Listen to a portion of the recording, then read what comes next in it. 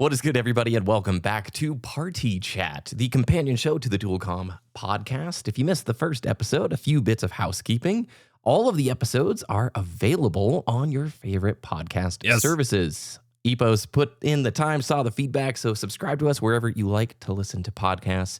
How have you been, Epos? How was your week? I am doing pretty good. Kiddo's finally back in school. I am going on the first field trip tomorrow, so that's something. And been playing the heck out of my Game Boy. What are you playing on that? Mostly Pokemon. I reached in-game Elite Four stuff on Pokemon Emerald, a save that I had started in, I want to say, 2023, and had just been playing off and on, and then fired up a new Emerald save, a new Ruby save, and almost to the end game already. Got like 20 hours in on that one. It is super easy to squeeze in hours when you're just have a handheld in between things, and I know that it will be fleeting, but my current obsession has me on the 100% completion rabbit hole, so I've been building up my collection of like the Japanese games and the GameCube games and getting everything together, because you gotta own like at least 7 different games and a bunch of cables and at least 4 different handhelds to actually complete your Pokedex in these games. So it's so exploitative. Yeah, those cross-energy things are kind of cool, though. I mean, if you are a completionist, it's horrible. I'm not. I don't have to have everything, but there were some really weird tie-ins back then, weren't there? Yes, it's a lot of fun, though. It is something that, like, posted a picture the other day where, like, I feel like I had the idyllic, 2000s evening, because I was just sitting there frying up I do a 2-stage fry for chicken drumsticks on the stove. So I had them doing the stage 1. I had house DVDs playing on my CRT on the counter, and I was playing my Game Boy. No internet, no anything, just in my zone, watching house, playing Pokemon, living the life. That sounds incredible. I'm quite jealous. I've got my retro gear here. I picked up a Casio F91W watch because I've wanted to get away from looking at my phone screen to tell the time. And I won't lie, within literally the first 2 hours of wearing the thing, it was really nice to be like, no notifications, no work emails showing up on the screen. I can tell you right now, we're recording this at 8:18 Wednesday morning. And speaking of that, the PlayStation Store is having a pretty good sale called the Player's Choice Sale until October 22nd. All digital, but a lot of pretty sick deals for PlayStation 4 and PlayStation 5 games. So worthwhile if that's somebody's like main ecosystem to check out. Yeah, for sure. There were like Mass Effect was like $6, like really good sales. And digital's fine. We got, not in this show, but I think we're gonna have a conversation about the PS4 soon. I think it's time. It's a good system. That's actually what I played this last week. Yeah. I reinstalled the Wipeout Omega collection. Nice. I have played some Ace Combat 7. I got an indie skateboard game called Ollie Ollie World for $5. I remember I've been looking at for a long time. I think I got that as a PS Plus thing. I played it a little bit. It was fun. Yeah, very fun. I'm looking for those good session games. This will be like a side tangent, then we can get into it. But a lot of times those indie games, I think, miss how quickly to get you into the action. Like they've got enough depth to them to where it just takes forever to get up to speed. And that's how I kind of felt with Ollie Ollie World so far. Like a really cool concept, but I kind of wish it would have just thrown me in the deep end. Yeah. Here's the screen on what to do and figure it out. But for sure. Anyway, neither here nor there. We have a lot of comments, and we didn't even finish all the comments from last time. So quick recap, if it's your first time listening to the show, we on the Dual Commentary Podcast get tons of great feedback and comments from you. We want to read, respond, and talk about some of the ideas that you put out there. So this is that show. Party Chat is exactly there. So why don't we begin, Epos, where we left off last time. What's our first comment? We've got a back-to-back double set of comments from Pocket Wyvern 98. The first one is, there's something I've been wondering if you two might have some thoughts on. How do you feel about situations where you still love a franchise as a whole, but not the current output? When it feels important to you, but it doesn't feel like it is for you anymore, I don't even know if I could keep on one hand the number of franchises that this has happened to me with. And I know you have quite a few as well. This is very near and dear to our hearts in the year 2025. It's hard. I mean, there's a lot of emotions about this specific topic. Halo will be mine. What would be your main one? And Halo as well for you, I know. Yeah, Halo, Pokemon, specific, since I'm playing it right now, like I have very confined bounds on what Pokemon games I I play. And as much FOMO as I have been experiencing for the new one about to come out, they have announced a few quote-unquote features that are actually making sure that I am definitely not buying it anytime soon because of the decisions being made. So definitely Pokemon's a huge one, especially because it's been going my entire life. Like, one of my very first games was a Pokemon game, and they're just, it's not for me at the moment. Dragon Age, probably Mass Effect soon. That's a good one. Yeah. Andromeda, I tried a little bit of and could just tell this isn't the vibe for me. The biggest thing for me is to just accept things as they are. Like, games are a product, but they're also just they are a form of art, and art is made for the artist, not always for the audience. And I know as we get into modern games, that definitely changes. But, art is made for the artist, not for the person consuming it. And sometimes that means it doesn't hit you the same way. And sometimes that means that you don't always pick up on the right messaging, but you can still have a little fun with it. Or sometimes it means you just don't play it anymore. Like with Dragon Age specifically, I have played 1 and 2. I think I put a little teeny tiny bit of time into Inquisition when it came out. I'm working on my new, playing through all the games still. I've been talking about it on our podcast back and forth.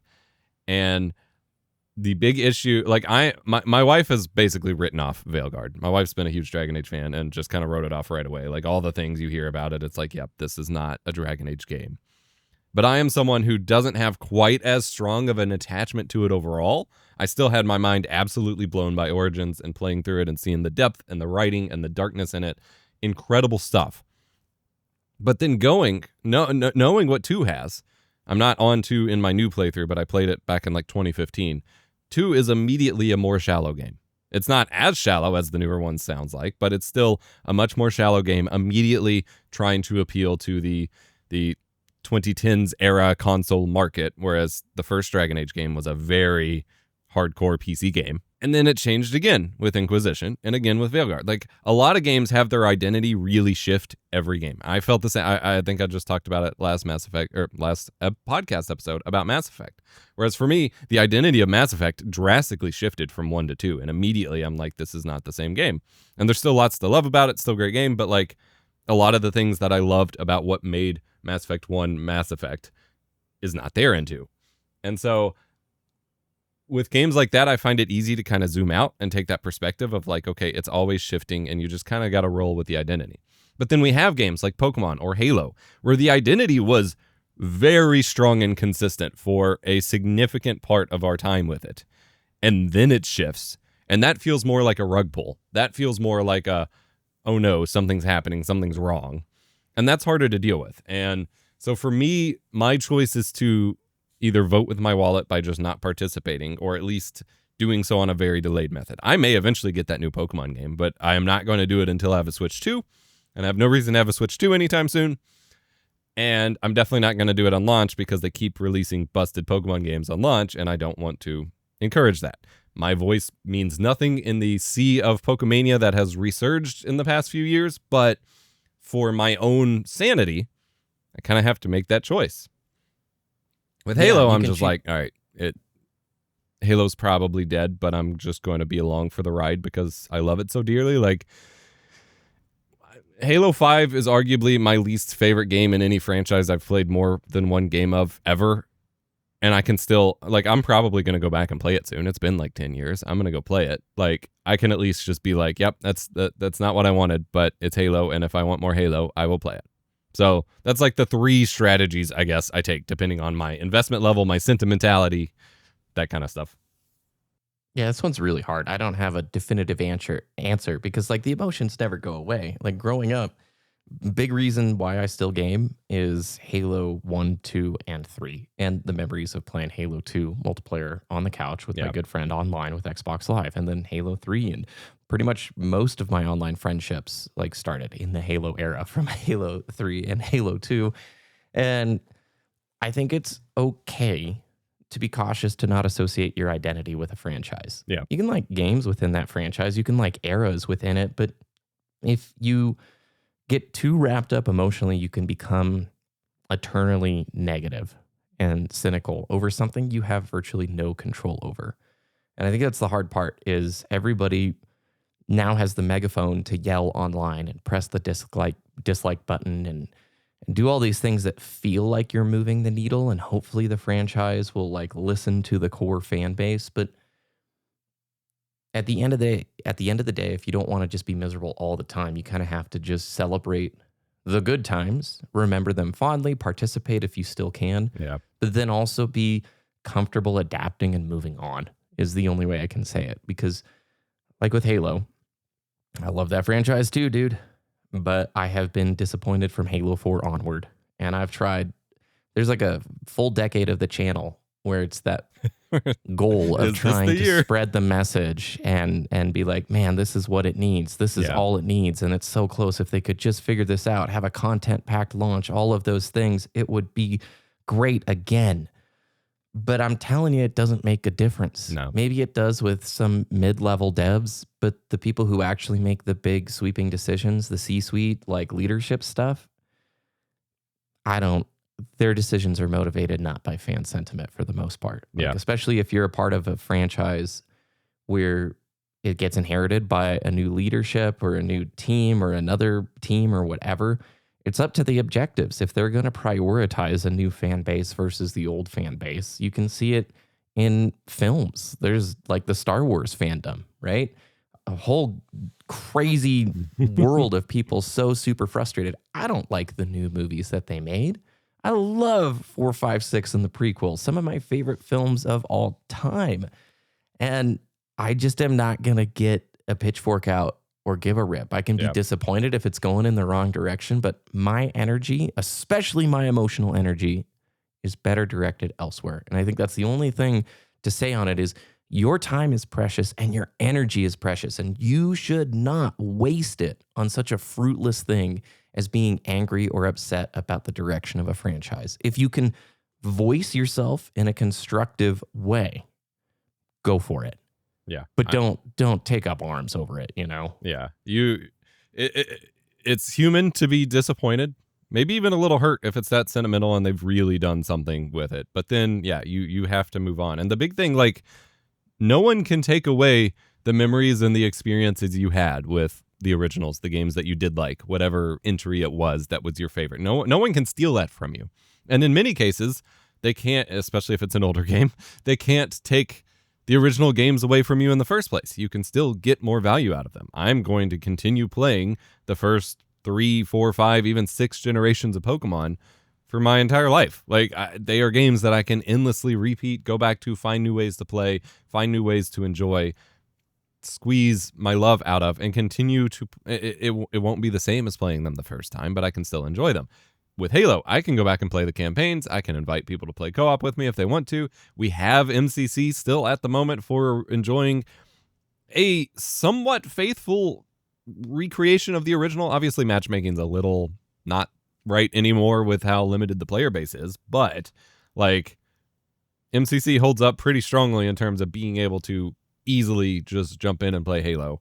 I can still, it is janky and broken, but I can still go back and play Dragon Age Origins. Like, you haven't lost anything by the new games being bad. You're just not getting anything new from it. And with every genre out there are new games taking up the mantle. There are new developers being like, hey, I missed this.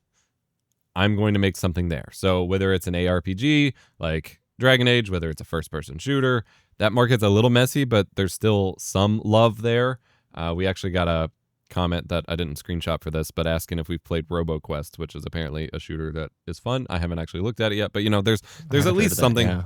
Multiplayer gets a little funky, but in terms of single player, if you want Pokemon likes, you can either play the originals because they're endless hours to get out of it. You can play ROM hacks, which are community-made games, some of which are incredible that you can get infinite hours out of, or there are alternatives to Pokemon these days if you just like the gameplay mechanics. There's Temtem, there's Nexomon, there's the new Digimon Digimon World game. There are other things, and you just have to open your mind. Like, either you can get stuck only wanting this thing, and that's kind of the problem of sequels in the first place, is you dig your heels in and get really stubborn, expecting only the game that you played the first time, and then it's going to be different, and then that doesn't meet your expectations. Or you can open your mind a little bit and know that, hey, I'm going to get something similar, and there's probably a lot to love here as long as I expand my horizons a little bit. Well said. Well said. Do you want to do the follow-up comment from Wyvern? We got a second comment from Wyvern. I think these were on completely separate episodes. I just wanted to put them together because it's cool getting multiple from the same person. I'm getting kind of fed up with the consumerist aspects of the hobby, the pressure to buy new games and new hardware. I feel like this feeds into the first question that they asked. How do you manage, or how do you navigate this aspect of the hobby while staying intentional and not getting stuck living in the past? So yeah, that connects to the first one. Wanted to keep them together. For me, ditching multiplayer, I think, for both of us was a huge benefit to that because there's not really FOMO to be had with new single-player games. Like, right now, everyone's talking about how successful Ghost of Yotai is. I'm very excited for it. I want to jump in, but I'm still in my Ghost of Tsushima playthrough. There is no point into me spending 60, 70, 80 bucks on this game right now that I'm not going to play for 6 months to a year. So I take that energy, put my head in the sand and go play the original. And then when I'm done with that, it's probably going to be on sale and I can pick it up cheaper and then get the game. For single player games, for session games, there's no FOMO to be had. If there's a new game, sure, add it to a wish list, make a spreadsheet, add it to something so you can keep track of it. But then you don't need to buy it right away. Discipline and momentum are the words that come to mind. You can take out a piece of paper right now and write down 3 to 5 games in your backlog that you want to play, beat, replay, whatever. And stick to that and start knocking them off. And you begin to build this momentum. And I will tell you, there's a joy in it that once you've started to do that process of just playing what you already have, you'll realize pretty quickly that the $70 and $80 new release is not that pulling. It's not much of a draw anymore. And like you said, on the single player side, you only benefit from waiting. So unless in your social circle, you just can't wait to like see a film on opening night, which I get that hype for sure. Don't want something spoiled, whatever. But those would be the periphery things. Those are going to be the outliers, right? So if you can be a little disciplined and just say, I bet everybody listening to this podcast, if they've been gaming for a while, has at least 3 to 5 games that they know they want to beat for the first time or replay. Do that. Don't buy something new. Even if you just go back and play 1 or 2 games, right? That can make an enormous difference. And then it's very easy, like you said, to fall out of the FOMO loop. If you're on the multiplayer side, it's kind of tricky though. Yeah. There are only certain moments of discovery where experience a Call of Duty for the first few months is radically different than a year later once everybody's figured it out. Or a game like Halo MCC, multiplayer's there, but population's just gone. It's just the diehards who remain. So if you want to go play it, prepare to get slapped around quite a bit. It's going to be people who are really dedicated to that hobby. So there is some benefit on the multiplayer with the initial side, but I don't really play it anymore, so I'm not going to comment too deeply. But I get tired of the FOMO too, dude. You're not alone. I don't have it figured out. I'm not... There is always the draw of like, oh, well, that looks cool. Yeah. My issue is anytime there's a sale like going on right now, I start looking at things and building a checklist of games, and it's like, no, stop, dude, stop. I think. Hold up. Yeah. I think the quote we've said a couple times about sitting down and thinking, are you buying the thing that you're going to play for the next week, month, year? Or are you buying the idea that you're going to have time to buy games? Because for like Steam sales and PlayStation sales and stuff, it is so easy for me to rack up a massive cart of like all these games that look like a lot of fun. But then I have to sit there and be like, when am I going to play them? Yeah. I have so many games I haven't played, with the main bottleneck there being time. Like, it's not that I don't want to play these games. It's not like I just am not in the mood for them. I just do not have infinite time to sit here and play them. So why would I keep expanding that backlog? Because it's easy when you're like surfing the web to buy a game. It's so easy to buy that's stuff how now. You periphery participate in the hobby, right? It's just, but it's hard. It's you're buying the commitment or guilt. Yeah. And if we want to talk about like the consumer side and the low friction to buy stuff, especially with hardware, I'm going to loop in another comment about the Switch 2, but specifically call out that this morning I put in an order for a new hardware that I probably shouldn't have, but I've been very excited for it. It is the Ain Thor. It is a custom handheld that is basically an OLED 3DS. So it's got the dual screens, it's got the 3DS button, joystick, D-pad layout, but the screens are OLED. And it's set up so that you can emulate DS and 3DS games on the most beautiful screens on powerful hardware. I don't need this. I just talked about how I'm set up with all of my actual Game Boys and DSs and whatever. But there are things that I want to do with regards to, like, there are a lot of mods now for the DS Pokemon games where you can unlock the resolution. See, that's what I was about to say. You were absolutely in the Pokemon universe. Yeah. Like, you're beating games, you're loving it, you're playing it. If you bought a used 3DS, it's more expensive than this on eBay. It is expensive. The one I got was $350, and then I got some accessories with it. Like, that's expensive, but yeah, if you look at the 3DS market right now, it is very expensive. I was just pricing out. I wanted to get one of those modded up Game Boy Advances with like the LEDs, the HDMI mod, all that. And when I put all the mods together, it was about $500 for a console that you could buy for $60 20 years ago. This is cheaper than that with fancier screens and stuff. So like, you got to really evaluate what you're going to use and why you're going to use it. There's a lot of mods for those Pokemon games to like up the resolution. I can do ROM hacks. I can add in custom stuff. Like, there's stuff I've been wanting to do that I do not want to sit at a PC to do it. And so this seems like the perfect thing.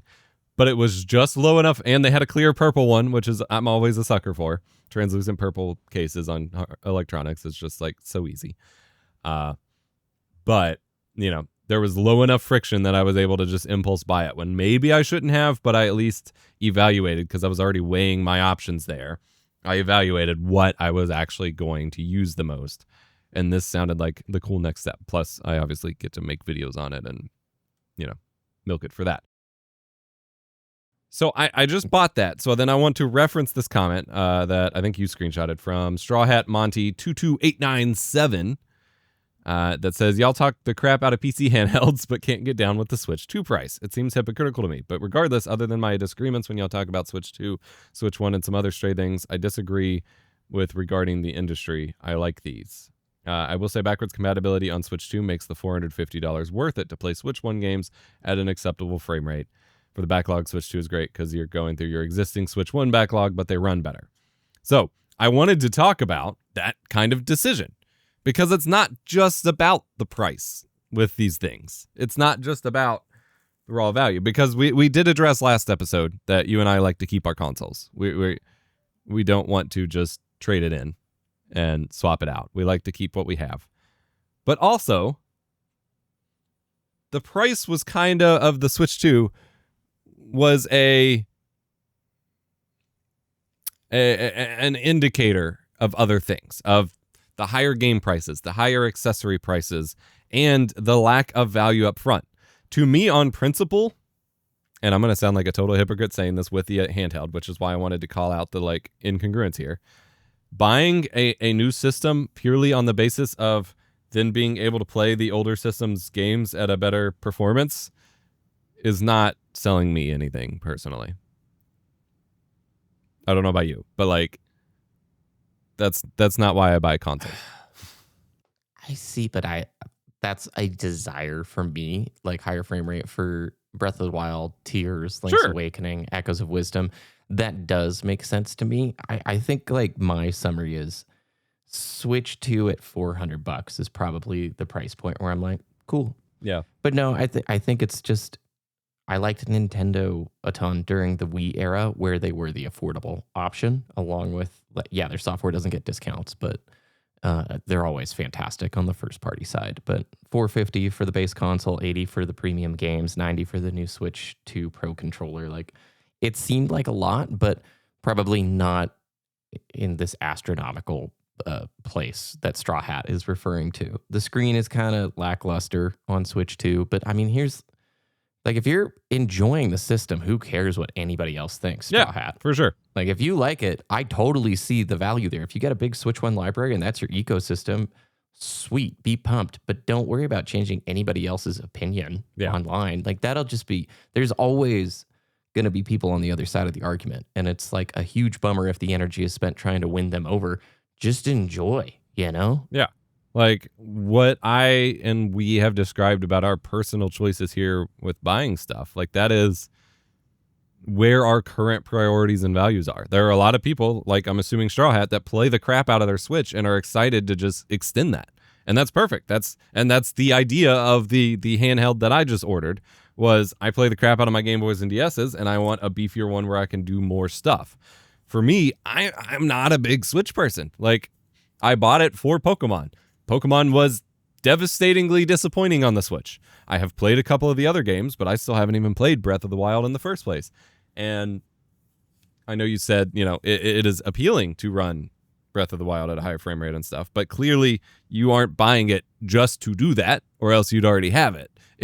That's a nice feature alongside the other stuff you're going to do. And like, we're just not at a point where that other stuff is worth it yet. But for those who take their Switch with them on their commute every day and play all that stuff, like I'm sure it was unquestionable. Like they didn't even think about it. They just bought the upgrade and upgraded and they're good to go. And that's fantastic. It's at no point with us sharing where we're at with a given console are we trying to tell you not to buy it. We're just sharing like our thought processes and trying to provide alternative perspectives of why it's not a slam dunk, I guess. Yeah, exactly. And we're all at different stages of life too. Like I have no idea where Straw Hat is, right? Like the age, the means to purchase and invest in a new system. Like I at different times had a lot more interest in gaming and a lot more time that I could sink into it. And if it resonates, lean in, do that stuff for sure. I think that's all. But I think that's. But Switch 2 versus a Steam Deck, I think that's maybe where the sticking point is. Steam Deck's pretty sick for the software prices and the capabilities that it has. I think that's all we're saying. Yeah. The Steam Deck has the whole PC library. You could put the Switch library on it through some means, but that's mostly not fun for anyone at the moment anymore. But it has, like, I have maybe 20, and that's being generous, 20 Switch games, because I struggle so much to buy them because they're never on sale and it's hard to justify. Whereas I have 1,400 games on Steam, many of which are perfect handheld play. So you have the beefier PC library, the cheaper games all the time, and I can just do a lot more with it. For someone who doesn't want that, who doesn't have a Steam library, it doesn't make sense. It seems like this expensive, silly thing. Frankly, I didn't get the Steam Deck when it released, and so I was a little behind on my order because when it first released, I was just like, why would I want to play my PC games on a worse PC on the couch instead of at my desk with the better PC? Like, why would I want this? But wait a second, Epos. Yeah. Didn't playing a handheld change your life forever? Don't you need to make an entire handheld channel saying how different it is to play it on the couch or to play it in the backyard? It cured me. Wow. But yeah, I mean, but there are, sprinkles of truth in there, as there have been scenarios where like I've been able to play handheld stuff that I wouldn't otherwise be able to play, and having it has been nice. And it takes a little while for that stuff to click. But before I might have just triggered a new comment from somebody who's like, it did change my life, you idiot. I hate you, Dragoon. Look, I'm not mocking that. I understand handhelds are sick. It's great to get offline. It's great to get away from the setup. I totally get it. I'm mocking the YouTube meta side where trying to sell you on it becomes this holy grail of it literally fixed my entire life. Yeah. No, the message is to spend more time thinking like critically about your purchases. That's it. All right, you want to hit the next one? Let's do it. Jeremy Lambright says, I want to rebuild my console and physical game collection from the original Xbox forward. What would you suggest as far as where to go? I know eBay's an option, but I've been burned there before, and I would like alternative options. I primarily play on the PC with Steam and GOG, but more and more, I feel the pull to have a physical media collection again for gaming. Epos, this is going to be 100% your category here because I have only bought from eBay for retro and older games. Yeah, so eBay is fine. Like if you have a specific game that you want, like at least a first kind of check-in to see how much it is, whether you can get it quickly or cheaply. eBay is typically pretty great for that. I don't know what experience they had to specifically be burned. But that is usually where I check first to at least get an idea of the availability of the game, of the pricing and all that kind of stuff. When you go from there, just start looking for retro game shops. I would first pull up Google Maps or whatever you use and look if you have any game stores near you. Support your local mom and pop brick and mortar shops first. If you're looking for specific games, you're going to be hunting for a while. If you're just looking to, pick up new stuff and pad out your collection, it's great to go browse them. You'd be surprised, depending on where you live. Game shops are kind of back a little bit. They're usually kind of comboed. It'll be like video games and a ton of movies and board games, tabletop RPGs, and trading cards, kind of all together.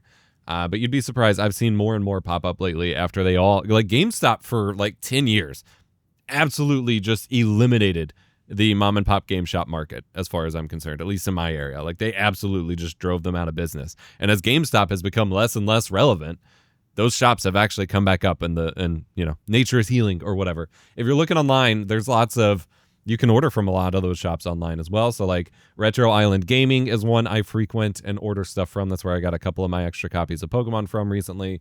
East Starland is kind of a marketplace thing where people will trade in their games to them for cash, and then they'll flip them and sort through them and then sell them out. So I've ordered like big hauls from them before. There are lots of little game shops like that you can find, just a couple Google searches hunting around. But that would be where I started personally. But it goes it completely depends on what you're really hunting for. If you're looking for holy grails and stuff, like, you're gonna be stuck in the weeds of eBay or your local shop group sales. If you're looking to just get big bulks, like bundles, start hitting up yard sales, start looking at like OfferUp or Let's Go. I think they're the same app now. I keep seeing lots of people put up like PS2, Xbox 360 bundles for like $80 with a bunch of games with them. The Wii, same thing. So that is the way to go. If you are hunting for Nintendo games, good luck. Like, every local game shop I've gone into, they'll have a Wii and a DS section, and it's always just like the sports games or the shovelware. It's never it's garbage. The games you're looking for. Yeah. Because people just buy those up and flip them no matter what. But yeah. Retro Island has some cool prices. I'm looking here. I didn't know it existed, but a lot of the PlayStation 2 prices for some of these things are comparable or less than what you would find on a reseller with eBay. It's just such good information. What you recommended, Retro Island Gaming. No, that's what I got.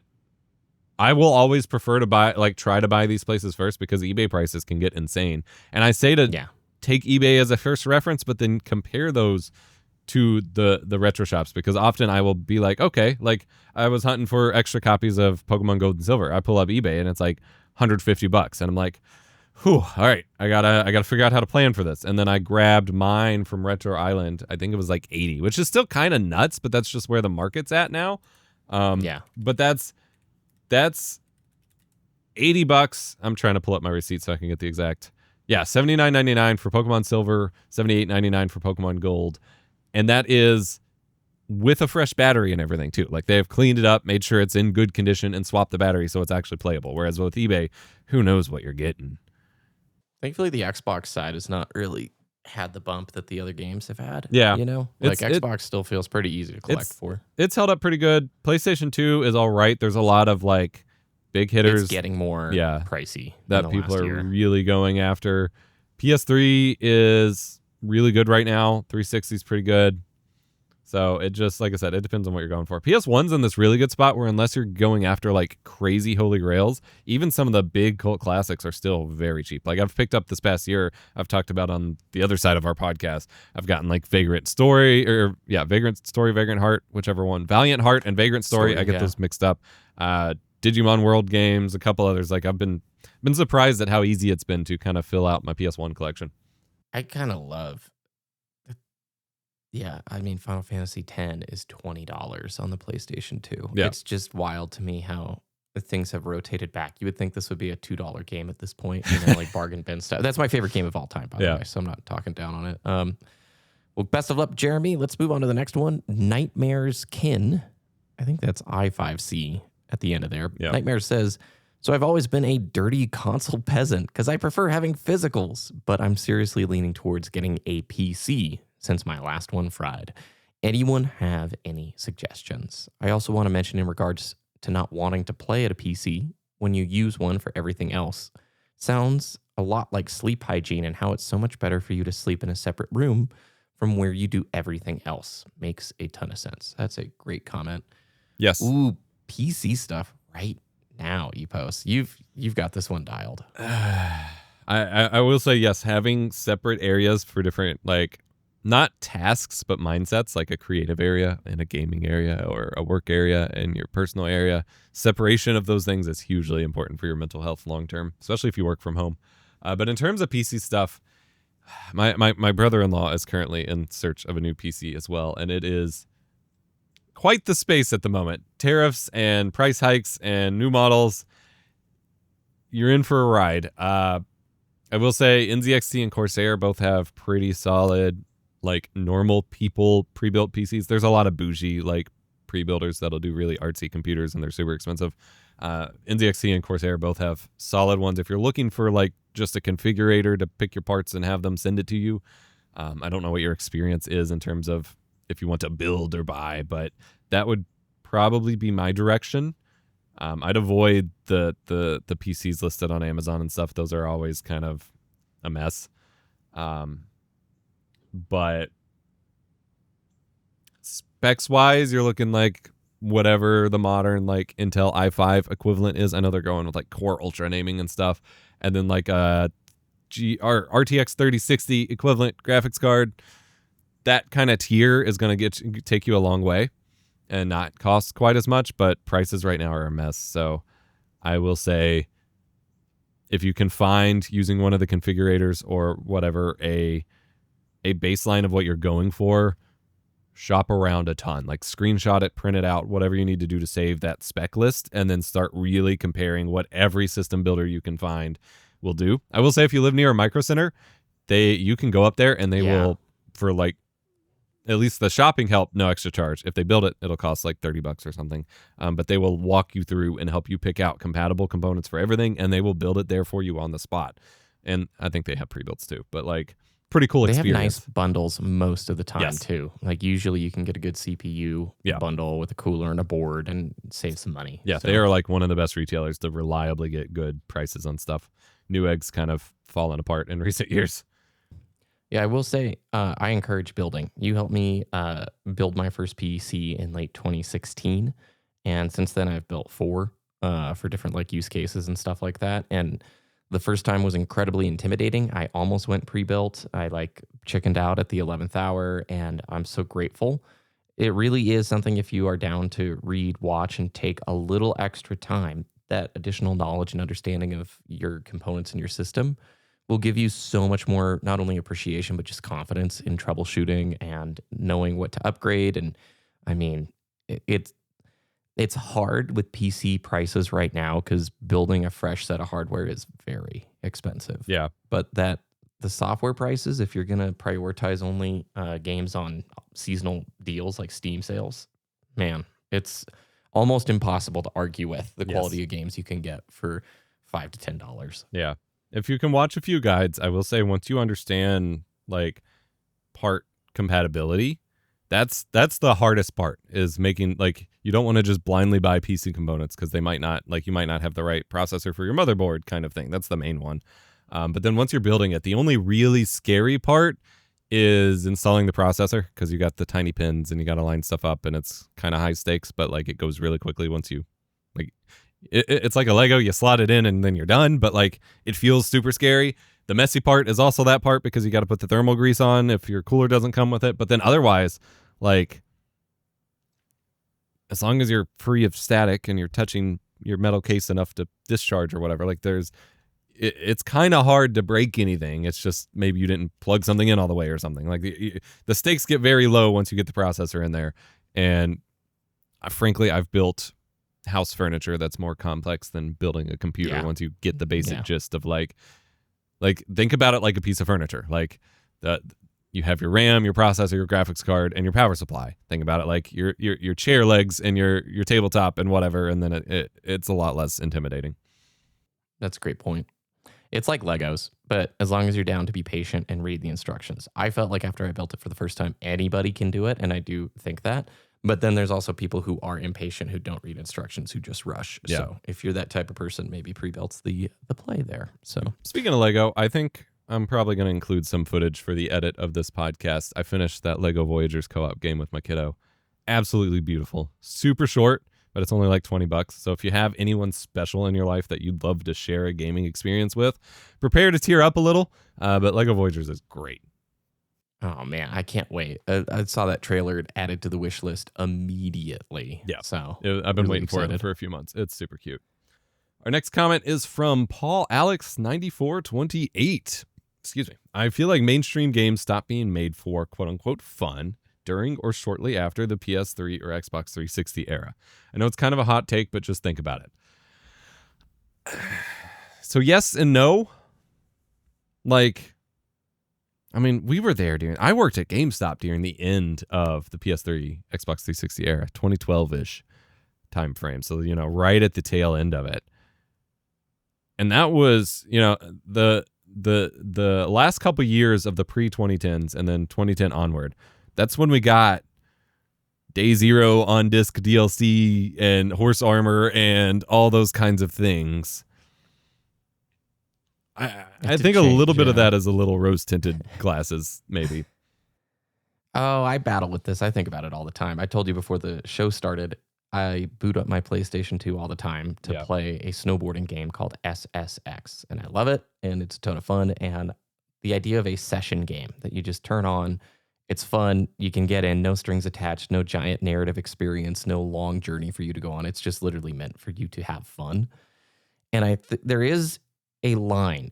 It's not just The Last of Us.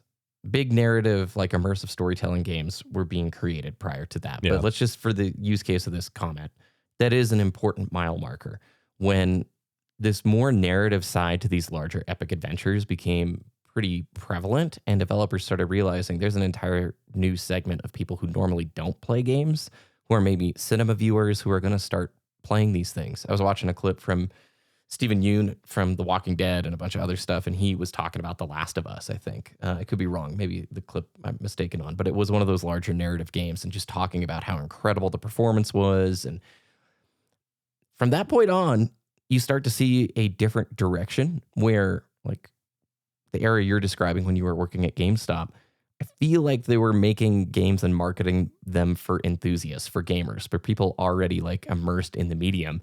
And that net is expanding wider as you get into these more narrative, big third-person games that Sony has put a lot of stock into the last 10 years, 15 years, whatever. And I struggle with it because there's still fun to be had, but I understand the comment that he's saying. It's a different experience if you're going to like sit down, lock in, and prepare to watch a 25-hour movie game, right? Yeah. That's different than just booting up SSX. So there's still fun to be had. I just think you have to look towards indies now because the big AAA budget is not necessarily going towards those more fun-focused games like an Astrobot. We freaking love Astrobot. I wish we got more games like that. Yeah. But the green light is probably going to go towards like God of War Egypt or whatever the next one will be, like a 30-hour narrative cinema game. Yeah. My question is, are we talking about the games being made for fun as the passion of making games or for fun for the player? Because like we often, like you said, we talk about the PS3 and 360 being kind of a golden era, but also that was the era from day one. Like we're talking Halo 3 and Gears of War, the era of the blockbuster game, which is 100% a big marketing kind of business thing. Like they turned it into this big marketing thing from day one with those big titles like Halo, Gears of War, even Call of Duty. Like the blockbuster video game got its idea, was born in the 360 and PS3 era. And so if we're talking about from like, because I was thinking that was kind of splintered off some of our discussions about the industry and the people who run the games industry these days being so out of the gaming world now compared to before. I would argue games stopped being made from that indie, like fun perspective, again, for big budget games, back in the PS1 into the PS2 era. Like Xbox 360 and PS3 were all marketing games, like for sure. But yeah, if we're talking about for fun for the players, then yeah, there's tons of smaller games. You just got to look smaller. There's still plenty of them. We highlight them as we go. They exist. You're just not going to find them in the same franchises that maybe you found it before. Yeah, EA being bought for $55 billion 2 weeks ago tells you all you need to know. It's a money game at the top. And so the big releases, it's ludicrous how much money the sector has now. Yeah. You're talking crushing every other entertainment like medium, movies and music. Like this is the new pond where like super big money like C-suite people go to play and make a ton of money. Yeah. So I don't think we will probably ever see like that kind of era that we saw during 360 and PS3 again. But players get to vote with their wallet, buy and support the fun stuff, and tell your friends about it. Yep. That's the only way we can come to see more of it. Either it changes the minds of the publishers who are seeing where the money is, or it just keeps funding the indies that are making them, and they just get to keep making more of them. That's the only real way. Gosh, what did we talk about? Maybe it's going to be for the next Dual Comm. I don't know if we actually talked about it, but the study that showed like most gamers don't buy more than like one new game a year. Yeah. Okay. Maybe we'll say that for the Dual commentary, but I think there's this skewing that needs to be addressed where the player base of people who play games has exploded in the last 15 to 20 years. I didn't get to talk about games growing up at school.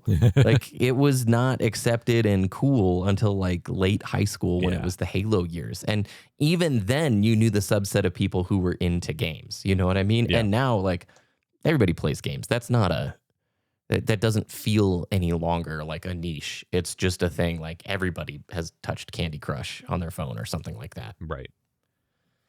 All right, next comment. The Jared Experiment says, one thing on your comments about friend groups getting older and having a hard time scheduling. My college buddies and I, every Wednesday, set as a revolving Discord call at 8. Sometimes we hop on a game together and play co-op session games like Risk of Rain 2 and Rocket League. Other times we do our own thing, gaming or otherwise, and just catch up and shoot the stuff. But it's a low pressure thing that people can hop on if they have time, but there isn't any pressure. Just thought I'd throw it out there for people as a recommendation to stay connected to friends, especially those that are long distance. I love that idea. I think that's great. Yeah, I think that's phenomenal. I personally, with my, like, it's harder to do that as you have more complex family scenarios. Yeah. You can't schedule anything. With a kid, scheduling things is harder and harder. I love the idea. Like sentimentally, like in high school, I would have done this 100%. As an adult, I've never been one for the body doubling thing where like people, like, cause my Discord server used to be popping with people who would just sit in voice chat while they did stuff all day and they seemed to love it. I have come to really value my like quiet solitude during my work days and stuff. And so if I get time, it's harder for me to buy into something like that versus a dedicated, like, we're going to play this game. But like, yeah, if you are trying to block out time with friends, fine. Like that's what we end up doing with our D&D groups. My wife and I have like 2 different D&D groups that we've tried to just like fuse into one as everyone's kind of run out of time. And we basically set up like when we can't run our normal campaigns, we just have a time slot where it's like, okay, we're going to do some sort of one shot, we're going to play something. And whoever can show up is going to play, and whoever doesn't, then we'll see you in the next one. And like, that's kind of the only way as you get older and schedules get messier. Like that is kind of the only way to really juggle it unless you have really committed people with aligned schedules. One of our other friends, Blizzard Ball, does a video game book club that I've mentioned before. And I think that's super rad. Like they all pick a game to just focus on for the next month. And then they have like one Discord call where they just like nerd out about it and talk about that game. And so I think we talked about doing that for the podcast. And at first I was on board, and then I realized I've gone multiple like months without gaming at all. And I'm like, I don't know that I'll be able to participate. Yeah, I feel similarly. And it would have to be like, I'm selfishly, I don't want to play something I'm not super interested in because time is so limited, I'm like, what if we picked a stupid game? But someday that would be pretty rad. But yeah, I love that idea, Jared. That's fantastic. Next up we have, and then do you want to hit a break after this? I don't know if you... Yeah, yeah, that's a great idea. So next up we have Organization 136458. I appreciate your guys' thoughts on the Souls game, and what Epo said really resonated with me. Maybe I just want to... Oh yeah, so they had previously left a comment asking how to kind of stick with the frustration to play a Souls game.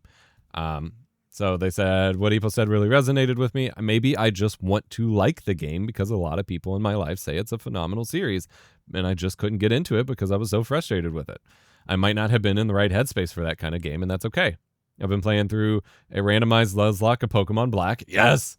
And it's fantastic. I think maybe I should try it again and see how I feel, because there is a large chance that I just feel like I should like it, and that's why I'm trying to maybe force liking it. I think after Yuka Replayly comes out, I finish it, I want to give Elden Ring a chance and really pay attention to how I feel playing with it and be okay dropping it because I'm not having fun. That is exactly what I went through with Elden Ring. I was like, do I like Souls games, or do I just like the idea of them and the cultural zeitgeist of them? And I came into it with the right headspace, and I was obsessed for at least a couple weeks. Now, I had some big disruptions and couldn't come out and play it anymore for a little bit, so I have not stuck with it, but it's not like I will go back to it. And I totally am prepared for the fact, and I think you should be too, there may be some crazy boss with mechanics that I just can't grasp or wrap my head around or get the timings right. And if I can't beat it, like, that may be the wall I hit and I stop playing. But that means that I had fun up until that point, and it's okay to walk away when it's not fun anymore. What's cool about Elden Ring, more so than probably any of the other Souls games, is there will always be a way for you to beat that boss. Like, there are a few brick wall bosses that you're like, oh my gosh, like, what? But there's always the opportunity to do an NPC summon. Yeah. And then there's always the opportunity to do an online summon. Like, if you really need to call in the heavy artillery, like I think I said this in my Shadow of the Erdtree review, I absolutely had to double summon 2 online people to help me beat the final boss of that thing. And I have no regrets. And it still took probably 25 attempts with online people to beat that dude. It was insane at the very beginning. Yeah. And I understand, like, there is a journey of prestige where maybe someday a solo run would happen. But the beautiful thing about Elden Ring is, like, if you're on a roll and you're vibing and you're like, I'll come back, I'll do this boss again on New Game Plus or whatever, you can always just summon somebody online who's, like, got the build, hooks it up, and it's fun. It's unique, you know?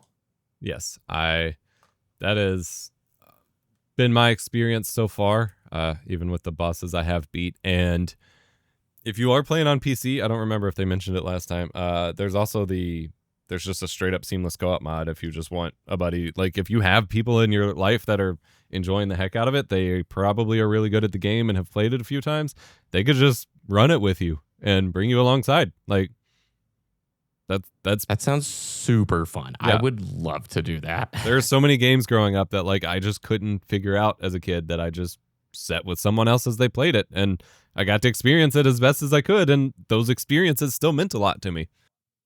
Yeah. Well, why don't we take our first break? Yeah. And we'll be back here in just a few minutes. Yeah. We're back. We have so many comments. It's funny because when I review the comments, like when the podcast episodes go up, I mostly just see the ones that are like praising the podcast, and I'm like, oh, people like this, or like have one specific thing. But then when we go in and like find these, I'm like, holy cow, there's so many conversations. Yeah, everybody. Like, this is the coolest thing ever. I'm so appreciative, but I do believe we're on the front edge of something, and this community is on the front edge of something, because every one of these comments, like you said, can spin off into like 30 or 40 minutes. I don't know about you, but I'm like trying super hard this time to, like, okay, contain your responses. We want to get to as many people as possible. Yeah. If there's anything you all want, like, a really deep dive on, we could probably do that in the party chat episode. So just let us know. Because, yeah, if it feels like we're being too blunt or like brief with responses, it's purely because we want to make sure we give everyone a chance and cover as much as we can. So we're not trying to we're not just being dismissive. I feel like this intense pressure in the back of my head, like, oh my gosh, we've already got like an hour down. How is this? And we've only responded to 4 comments. Speaking of which, our next one, Maximilian Deutschland, says, what changed gaming for me was simply putting more time into it. Sounds stupid, but when I left the COD gamer bubble, I took much of my free time to look left and right. Which genres are there? Which games tell unique stories? What do I want to experience in gaming the most? I found out after trying lots of games that I'm open to a big amount of variety, such as action-based RPGs, story-based exploration games, strategy games, shooters, and racing games. A lot more. There are many gems out there, especially games from the past, which made me fall in love with video games a second time. Even games I first have thought they wouldn't be very interesting to me. Have a nice weekend and fun with gaming. What a great comment, Epos. Yeah.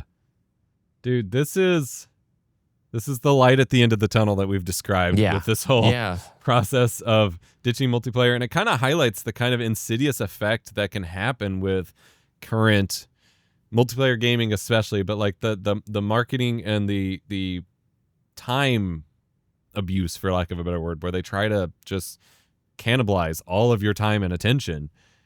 We kind of forget, like we've talked about before, when we grew up with PS1, PS2, demo disc, we'd play all these games that we otherwise these days would never have given a shot. And it's because at the time, we didn't have this formula in our head of how our gaming time should be spent. And I think the more you get back to it, the better your game experience can be. Yeah, we mentioned it on the last show, but watching and listening about games is not the same as playing the game. It's so cool that these mediums exist now where you can do this. But don't forget, like, the joy, like the core of it is just sitting down and playing something, right? Yes. And I think that's another area where spending more time on the game could be done. Like, in some situations you've described before, being at work, needing to fill the void, obviously that's when a lot of people watch game streams and stuff. But I have found through my handheld specifically, and I'm just talking about a basic Game Boy, not trying to do the whole Steam Deck pitch or whatever, but like there are a lot of scenarios where I can have that going, especially if you have one with suspend and stuff, where I can just quickly flip it on, or emulators on your phone, I guess. But like having those little windows where like otherwise you'd be scrolling a algorithm feed or watching a gaming video instead of gaming, like filling that with actual gaming immediately, just 100% quality of life improvement in terms of enjoying the medium itself when you're doing the thing rather than watching people talk about the thing. Exactly. All right. Next comment you post. Yeah, next up we got Vidya Discourse 7702. Love this podcast, relevant to your discussion about PCs and longevity. I'd love to hear your take on the 8GB GPU discussion that's been a major focus at tech channels lately. You both took the stance that modern mid-range PCs offer incredible value, but a lot of tech channels seem to be overly pessimistic lately. So, for those listening who are unaware, there's been a pretty big controversy for the past 2-3 generations of graphics cards, because NVIDIA, being the one kind of leading the pack and holding most of the market share, keeps sticking all but the highest end graphics cards with only 8GB of memory on the graphics card. And that memory is used for your game textures, for loading things as it's running and stuff like that. So it can have huge impacts as you start reaching up to 4K high frame rate, even some ultra wide 1440p. Once you're hitting higher resolutions, your video memory becomes a pretty big factor in what kind of performance you can get on higher settings. I think the thing to consider when we're talking about mid-range PCs is that you're also targeting mid-range gaming experiences. So you're not going to take an 8GB graphics card on an otherwise mid-range PC and target a 4K 120 or 240 hertz OLED display and have much of a great time. Now, there are DLSS and all the upscaling algorithms that can help with that a lot these days.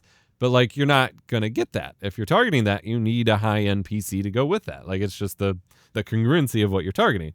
But a standard 1440p gaming monitor or lower, which is still what the average is if you look at like Steam charts and things like that, those cards are not as big of a problem. I think if we want to get in the weeds of, me putting my tech reviewer hat back on, Epos Fox side of things, absolutely, I think it's ridiculous that we are on like 4 generations of 8GB graphics cards, and especially as they keep getting more expensive, there seems to be little excuse for NVIDIA to keep cheaping out on memory. Like, I'm 100% on board, but putting gaming, chatting hat back on, talking about your personal experiences and the side of things you have control over, I don't think you should let it stop you, because you just need to cater expectations in terms of the kind of experience you're going to have in the first place. NVIDIA's playing a different game, by the way. Like, we're lucky we're still getting cards marketed towards gamers at all. Their market cap is... their business model is not gaming Their graphics market cards. cap is $4.5 trillion. I think it's more. Like, it's been a week or two since then. And it's all this giant AI play and buzzwords and everybody going, oh, we need AI. If that AI bubble pops, dude...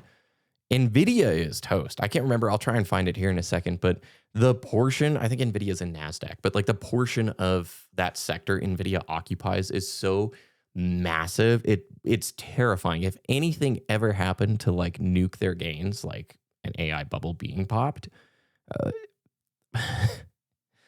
it's going to be bad. Everybody's going to probably be moving over to AMD cards. I don't know how much AMD is publicly, like, they're probably, trying to do the AI thing as well, attract the investors and like, grow that share.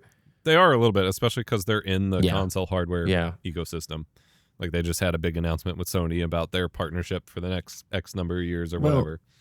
I guess it just goes down to what kind of games you're trying to play. This is the hard part about PC gaming. Yeah. Guess what? You can throw a ton of money right now to play the new releases on the highest end, and in about 2 or 3 years, that FOMO is going to be slapping you in the face, because that's how this sector works. Yep. If you're trying to chase the sickest games at like the mid-range prices, prepared to be bummed out. But if you're looking to play games like 1440p and decently optimized releases, a mid-range build is going to be insane. Now, I get it. Like, my 1080 Ti had 11 gigs of memory. I think the base 1080 Strix that I had was 8 gigs.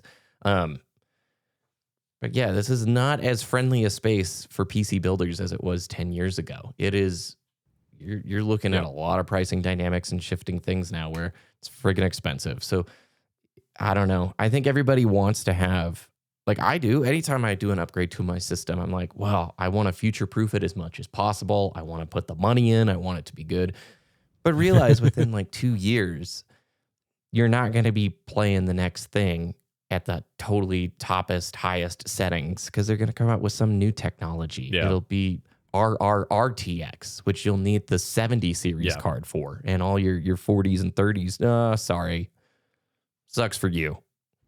Yeah, no. There is no future proofing. You just got to focus on the best kinds of experiences you want to have for now, and to not overspend so you can still afford good games.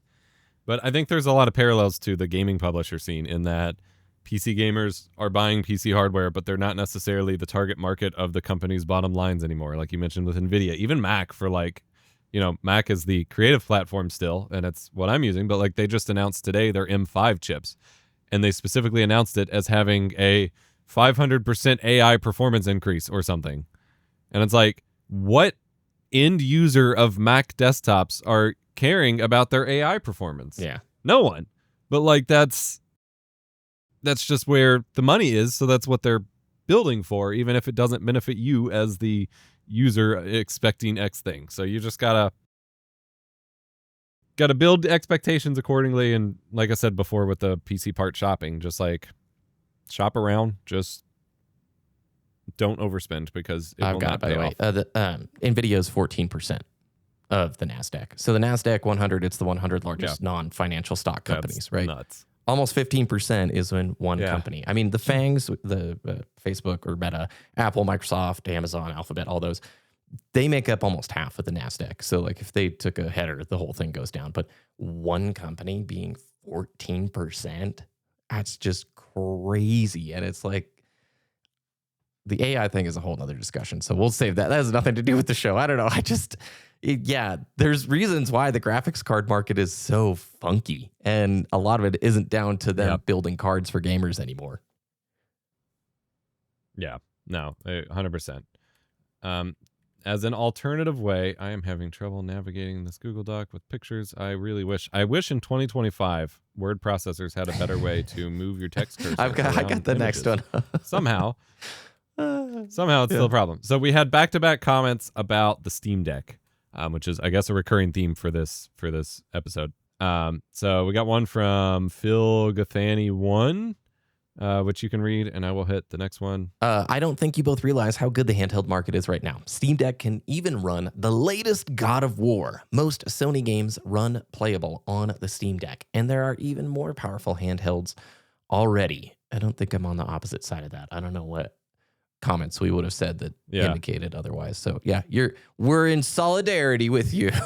Yeah, we had the other comment saying that we were hyping up Steam Deck while not hyping up the Switch 2. So yeah, we're definitely there. And then Tristan Edwards 7302 said Steam Deck has been transformative for me, not having to sit in my office to play something. I was streaming Horizon Forbidden West from my office PC to the Steam Deck, where I was sitting on my lounge room couch the other day. Virtually no lag. It's crazy good. Yeah, I mean, both of us are hyped on the Steam Deck. I love mine. I've never done the game streaming thing. It's just, part of it was the hassle of like my gaming PC for a while was on an ultra wide, so trying to game stream to a computer that isn't using ultra wide is a nightmare. It's a whole annoying thing. But part of it is just like, for me personally, I want my handheld experience to just be the handheld experience. Yeah. Like that's why we talked about when we talked about like a possible PS Vita, PS handheld. Like I want the handheld versions of games like we got on the PSP and PS Vita. Like they were bespoke experiences that played to the handheld strengths. And I think that's something that's really powerful and something that Nintendo still continues to kind of pull off in some ways. Obviously the features like the mouse thing and whatever that kind of breaks out of the handheld room, but like that's the experience that I want. So the games I load up on my Steam Deck are very different than the games I play on PC. Use case, using that thing for that singular use case. You can emulate all sorts of systems on all sorts of hardware these days, but is it really going to be great? Are there, like, for me, if there's PCSX2 is a phenomenal emulator for PlayStation 2 on the PC, but not all games work perfectly with it.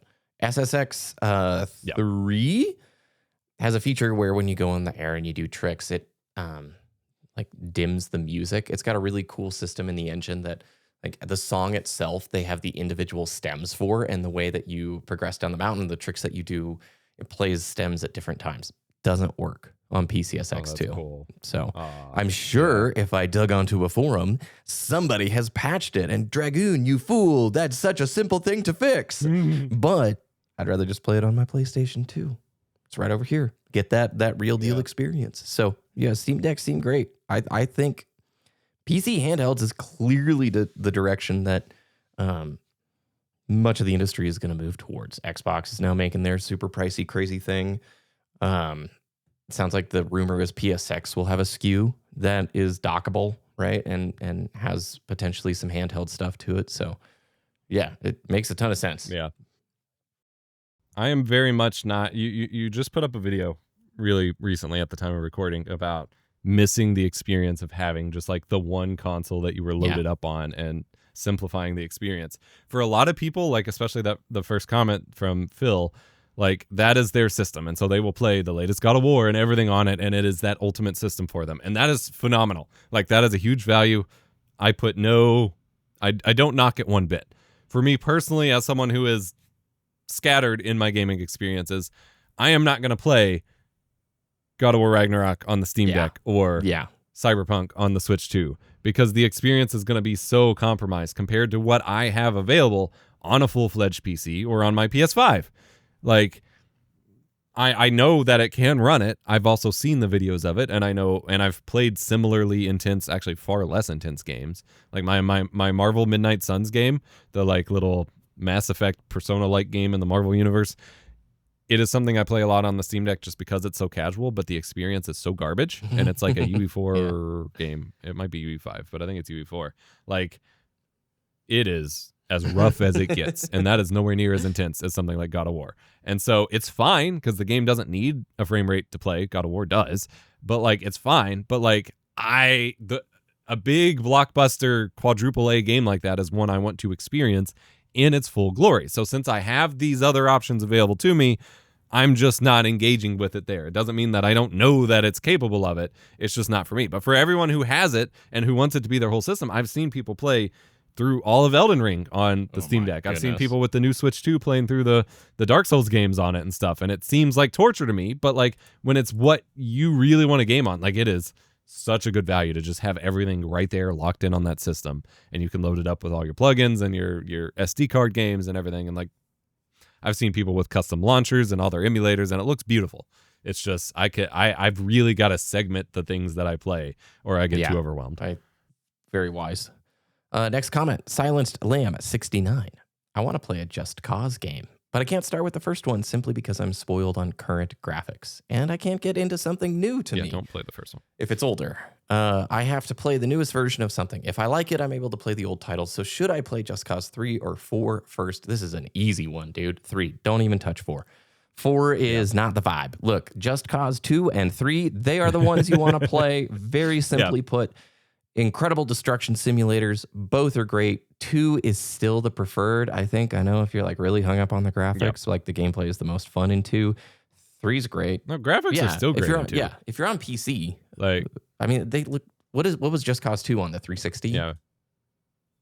Yeah. I mean, the 360 graphics are probably a little chunky, but like PC, it looks fine. Like, it could release today, and I'd be like, "Yep, that's a fine game." Don't touch 4. 4, it just didn't hit the right vibe. It was different. It was just different. So it seemed that way. I think I grabbed it just to get. I don't remember if it was 3 or 4. I think it was 4 that I grabbed to get the collector's edition the grappling hook statue thing. But I never actually played Avalanche sent me a copy because it was 2018. See, back in 2018-19, Machinima still existed. And so I had a manager at Machinima, like right before Warner Brothers shut them down. And so that year I tried to review every first person and third person shooter. And so I remember it was fun, but at the same time, it was like you'd get the key on a Thursday. And I always tried to like beat the whole game before making the video. And so I literally would just grind the game all weekend long. That's what I did with Doom Eternal. And I literally like couldn't see. I think I got my Doom Eternal video out on Monday and I'm like, I'm done. I need to go watch Teletubbies. I need to cleanse my mind. I have ripped and teared and torn, whatever. I'm done. It's too much. Until it is done. Yes. And it is done. All right. Yeah. Just Cause 2 is a sandbox. Like, I don't know that I've ever beaten a Just Cause game. Like, they've always been the session game for me. Like, you go in and Spider-Man around and reap destruction, and then you log out for a bit. It's very therapeutic. You just go in, have fun. If you beat it, go back and play it again. It's that snowboarding game SSX that I mentioned. If you beat it, you've missed the point. It's about just playing the thing forever, you know? Yeah, I feel that about so many games, and at least the original Just Cause formula was really good for that. We got a comment from Cheerful Crop Circle, which I just love that name. Yeah. BBK, what are backlogs? You know, I think about this a lot. As stupid as that sounds, right? Why do we put pressure on ourselves to finish the stuff that we've purchased? But at the same time, too, there's some deep gratitude in that. Like, I've been loading up a bunch of Blu-rays and old DVDs onto this Jellyfin server. And I know, like, when I have bought a film, I want to watch it. If I just buy the film and it sits on my shelf for 10 years and I never watch it, I feel like I've wasted money. Even if it's a film that's kind of mid, like, I do want to experience it. I want to see the art. I want to see the story. I want to see what they've made. And I feel that psychology is there and relevant for backlogs because, I mean, do we actually want to define backlog at a simple level? Yeah, I mean, just to be safe, in case anyone doesn't really know, a backlog is just like your queue, your collection of games or any form of media or even just tasks, I guess, that is still left to do that you haven't done. And perhaps it's often brought up in the context of like you're doing other things instead of finishing your back to-do list. But it's basically just a big to-do list that you're neglecting. That's a good way to put it, because it's easy to start a new project before you've wrapped up the previous project. And for me, if I have too many threads open at the same time, it creates a real sense of scatteredness in my own life. Just like if this pattern happens all the time in my life, I will let a room get dirty, like to a certain degree, until one day I hit a breaking point and I literally like super clean the space. It might just be like leaving a shirt out one day because I'm busy and I'm like, oh, I'll get to that tomorrow. And guess what? You don't get to it tomorrow. And then you put another shirt. And then a week goes by and you're like, why are there socks on the floor? Why is this here? And it makes me like rage. Like it messes me up. And there's something about restoring order where it's like deep clean everything's back in its place. I can breathe again. And I feel the same if I've got if you have 10 playthroughs going at once, I don't know how people do that. I don't for story games. Yeah, no, I don't either. I regularly find myself just uninstalling a bunch of Steam games that I had installed expecting to play in a given week or month. And you just got to start over and just pick what you're going to do. And same thing, like I have my big game shelves with all my games, but I like to keep a smaller set of games on a different shelf closer to my consoles that are like my immediate quick grab. Either games I'm always hopping in for sessions or my 1 to 2 to maybe 3 playthroughs I'm trying to actually work on. I was looking out the window and a cat has a huge mouse in its mouth right now. Oh man. Awesome. Anything else to say on the backlogs, or should we bump to the next one? No, I mean, I think we've talked about it a ton. I just think it might have been a clarifying question from. Okay, I have one extra question that will extend this slightly. I know we're pressed on time, but is backlog guilt something you should care about? Or how should you even interact with that emotion? I think it's a kind of complex thing because I think in some ways, no, you should not let the physical or digital media that you own put mental strain on you because that will taint the act of doing it. But you should also keep that in mind when you're making purchase decisions. Like, should you be throwing more money at a pile that you still have not combed through? And so I think you definitely got to keep that kind of stuff in mind when you're shopping, when you're considering picking up more. Like, do you need another game if you have 200 that you've been telling yourself you would play since you were 15? Or maybe you spend some time getting rid of some so you have more money to put towards other ones. I don't think you should let it weigh you down and make you feel guilty because then you're just never going to play. Yep. It's like this balance of being intentional but not overthinking. That's a really hard line to walk. So, alrighty, our next one, Pike 27. One caveat about the AAA is dead idea is that the Japanese publishers. In general, their games are incredible. Capcom, Atlus, Square Enix, they normally release bangers.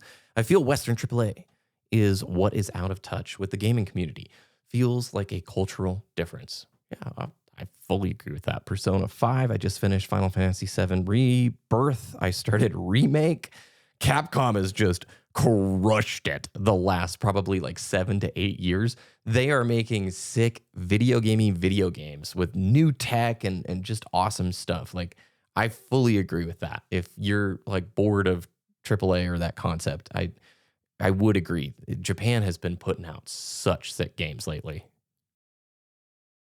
Yeah, I definitely think it comes down to cultural economic differences. I mean, America is where a lot of modern AAA publishers are from, based these days, and America is much more capitalist gain driven than Japan is, especially in terms of regulation of major corporations and all that stuff. There are a lot more rules for companies to protect the consumers and all that stuff in Japan. And also our games market came from Japan. We want to talk about prehistoric tracking of our games came from Japan. Made video games for the most part, and we're like, whoa, what? And started importing them, and then we started making our own, and then we started milking them for money. So it's a natural Americanized evolution for sure. And so the American company, the Japanese companies have stayed kind of samey. Even Nintendo, as much as we're critical of the pricing structures, their overall releases and handling as a publisher has been mostly the same. They're just more expensive now. So 100% right. Those studios are constantly doing great and aren't beholden to shareholders and VC funding and all the weird stuff in the States that a lot of the other AAA publishers are based on. But also those games they're only a chunk of the market. I'll send you this article. It's not definitive, but I just looked up, top 10 games last 10 years, right? And I'm going to read the quick list. Number 10, Hogwarts Legacy. I don't know what studio developed that. I guess WB. What? And I don't know if they're located. I think, obviously, WB's out in Hollywood. Oh, so. Avalanche. Oh, it's Avalanche. No way. Speaking of Just Cause, they developed that? I had no idea. Monster Hunter World, Capcom. Final Fantasy VII Remake, Square Enix. Cyberpunk 2077, CD Projekt Red. And that's a Polish-based studio. Automata, Japan. Elden Ring, Japan. Persona 5, Atlas. Japan. Tears of the Kingdom, Nintendo, Japan. The Witcher 3, Polish. Witcher, which is Baldur's Poland Gate again. 3. Larian. Oh, yes. man. So I don't see any Western studios in there other. Well, no. Avalanche is France, right? Let me see where they're based out of. Swedish. They are Swedish. No way. Well, now they say they're based out of Salt Lake City on WB's website. It's so hard because everybody gets bought and moved and shifted and stuff like that. Anyway, I thought that was an interesting mini live anecdote there. And then you jump to say Expedition 33, French. I've been listening to the boss music again. I think it's probably the best boss music theme I've ever heard in my life. And if people have played it, they know. Yeah. So. Obviously, definitions of the West can vary, but in terms of at least North American based, they are far and few between in terms of the heavy hitters. Go play the good stuff. There's more good stuff out there than you have time to play. I can guarantee that. So why don't we? Yeah. Next up, we got Disco Moon 22. I love video games and I always will. Throughout my life, I've always tried to look at all the positive impact it could have on people. But at what point does one ask themselves, am I supposed to be playing games as much as I am? Maybe it's bad for me. The amount I'm playing or want to play may be too much. When does it start to be negative? I don't play video games every day. I work 4 to 5 days a week for 10 plus hours a shift. I can only play on my days off, but I'm always thinking about them. I feel bad when I can't play, but I feel excited when the opportunity to play is getting closer. I guess my point in question is, would my quality of life improve if I didn't expect so much from my hobby and potentially let go of it completely or let go of some of it? Gosh, what a great question. That's heavy. Oh my gosh, there's so much depth there. Yeah. Woo. Oh. I will say, by just the very fact that you're thinking about this and asking it, you're probably in a much better place than a lot of people, because most people don't question it and play way more than you do. See, we battle with this a lot, okay? Because I am always thinking, is this a good use of my time? Does this help me? Does this progress me? Like, I could be doing more work right now. I could be putting more effort. I could go make eight videos a week, Epos, and that'll improve my craft. And I super battle with the voice in my head about relaxing. And I've had a really, really hard time guilt-free relaxing for probably 7 or 8 years. And I imagine you're similar. There's always that little thought in your head going, I have projects I need to be working on. There's so much more I could be doing. And that voice in my head ruined gaming for me for a while. And I had to come back to it. I've had that thought this year a lot because I've put a ton of effort into mountain biking and getting up at, in the summer, getting up at 5 a.m. to get on the trail at 6 before work starts at 8. And it's a ton of time. It's a ton of effort. And I'm like, is this worth it? Like, yeah, it's good for me physically, but I'm putting a ton of time and energy into this thing. And gaming is different, obviously, because there's not necessarily that physical component involved. And this is why it's like such a hard question to answer. Because, there probably are much more enriching ways to spend my time and more enriching hobbies. And I could read 200 books a year and get super smart. And I could have been practicing piano and doing all this stuff. But then I worry, like, am I just straight up optimizing the joy and fun out of life? Am I min-maxing my life? Yeah. Like, we need downtime. We need leisure time. We need playtime. Like, we need that as human beings. And especially for someone who seems to work a ton based on that comment, you need a lot of recharge time with that. And there's nothing wrong with that. Now, I will say we both have found a lot of extra enrichment in life by diversifying hobbies a little bit. And that has in turn also made us enjoy gaming a little bit more. But not everybody has all that varied interest. Like, I'm someone with my rampant ADHD bouncing off the walls. I pick up a new hobby every week. Like, I am constantly interested in new things, and it makes it hard to actually enjoy anything because I'm, paper thin and not super deep with a lot of things. But that juggling hobbies is my hobby in many ways, and I enjoy that. But for a lot of people, they only have the one or two things. And of course, like when it's coming up time to play games, you're excited for it because it's not work. It's the thing you're having fun with. I think I don't think that should be the downside. I think if it's disrupting your capacity to do your daily life, that is the point where you should start getting concerned. Like it's not, oh, it's almost the weekend, I'm going to game with the boys, I'm so excited. Like that's not a problem. Everyone does that. If it wasn't video games, it'd be what? Sports and drinking or what? Like most people do something like that every day, and gaming is arguably a less harmful one depending on your involvement with it. But if like you can't focus at work and are making mistakes and harming your job or affecting other people because you're just like scrolling game forums or videos or something because you can't stop thinking about it, or you can't maintain relationships because all you can think about is games, or all you can talk about is games, or you're too one-dimensional as a result of gaming too much, then like, yeah, that's when you start looking at self-improvement things or therapy. But like when you work your butt off for 40, 50 hours a week with very long days, of course you're going to be excited for your thing you do on your day off.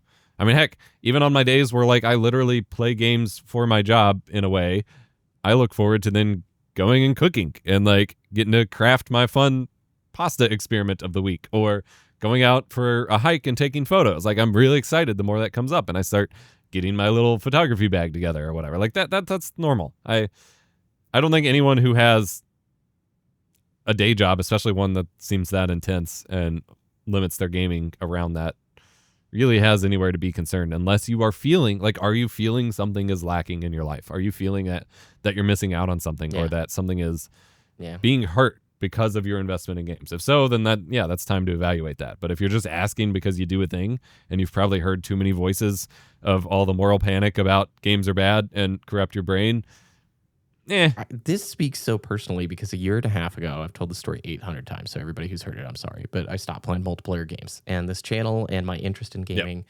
for like 13 years was straight up very multiplayer focused from Halo onward, like Halo 2, Halo 3 onward. I did play single player games during those years, but just not as much. And literally, it was not fun anymore. I didn't stop for some stoic monastic dream or philosophical goal.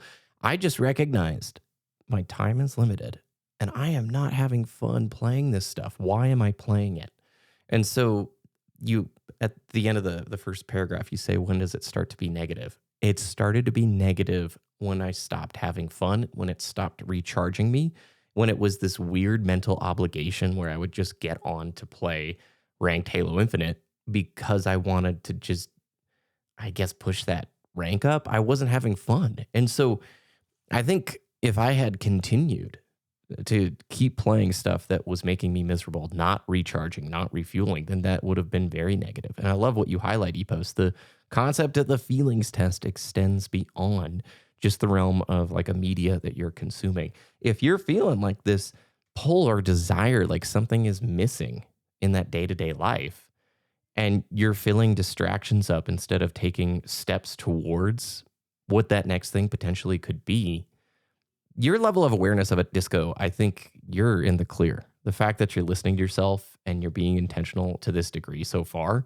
I doubt you're going to get into a rut where you're just stuck and you're distracting yourself and not moving forward in life. Does that make sense? Yeah, I think so. A great comment. That was a really good comment. All right. Yeah, for sure. I think we hit the end of the document, dude. Oh. I think we hit the end of the, yeah. I didn't think we'd be able to do it. Right on. All right. There's definitely more comments to screenshot for future episodes, but that wrapped up perfectly. Okay. What a deep comment to end on. It's heavy. It's heavy, like you said. So yeah. But wait, one last thing. It is okay. Not only is it okay, you have to recharge the batteries. Like, if you run your engine on red too long, your body gives out. Something gives, and it usually is like in a bad physical way. So just, it is okay to recharge and relax. I still have to remind myself it's cool. You got to put that time in, because if you're just an athlete who's always training, never resting, you're going to run yourself into the ground and not be the best person you can be. So balance. It's a balance. Yeah. I absolutely agree. I even had to have that conversation with my wife yesterday because I only had a couple work days last week while my kiddo was on fall break, and then Monday I hit the ground running hard, made a maid channel video, scripted and did the voiceover for a gaming video, wound up editing it that night. Like I was already 2 videos in, which is often all I get done in a whole week. And then I knew today I've got the podcast and then got a couple other things scheduled for the day. And so yesterday I was really struggling because my wife and I wound up just like going out for a brunch date and shopping. And then I wanted to spend the rest of the time before kiddo got out of school, just like relaxing and playing my Game Boy. But that just felt wrong. It was like, it's a work day. I'm so desperate for work days. Tomorrow I'm going on a field trip. Like I'm so desperate for work days. I'm going to be really bummed if I miss out on it. And I just had a whole week off basically. But like I still, when I'm having these intense days, it benefits me to just recharge. And so I got to spend an extra hour or 2 during the day just playing Pokemon and taking a brief nap. And that is okay. Like as long as you aren't hurting anyone, like it's fine. I'm feeling that flat as a piece of paper right now because the last 2 weeks of real work has just been gnarly. And usually this is the time of year where things kind of slow down, and it does. I've got another 5 weeks of just jamming. And so until Thanksgiving, it's going to be rolling. And I know for a fact if I can get about 20 minutes to 30 minutes on this PlayStation 2, like no interruptions, no distractions, snowboarding down the hill, I get to be the best version of myself because I'm refilling with something. I know getting out on the mountain bike makes me a much better person. Like I internalize so much stress and frustration and just stuff it down. And when I get on the bike or exercise, it just works its way out. I don't know how. It's this like magical thing. And so I know I become a much chiller, calmer, nicer person, like less edgy if I'm working out, getting outside, doing that kind of thing, fresh air, whatever. And so, it's all balance. If I blew off all responsibilities to sit there and play PlayStation all day for 6 hours a day, not only will it stop being fun, I can guarantee that, but then it is disruptive, then it is negative, and then it can stall you. Yeah. 100%. Most excellent. All right. Epos, thank you for another episode. I'm used to the Dual Comm outro. I'm like, where can people find your content? Well, they're finding your content right here on Lost Saves. So where can people find your content, Mr. Dragon? I am on BBK Dragoon, and I upload mountain bike videos at BBKMTB. Help me get to 1,000 subscribers. We're at like 850 or something like that. Only if you like biking. Don't just sub to sub. But I'm trying to take a similar approach there and just talk from the heart and not necessarily be like, here are the top 6 trails that you need to do to improve your footwork while on the bike. So anyway, thanks everybody for listening. Thanks for being a part of this incredible community.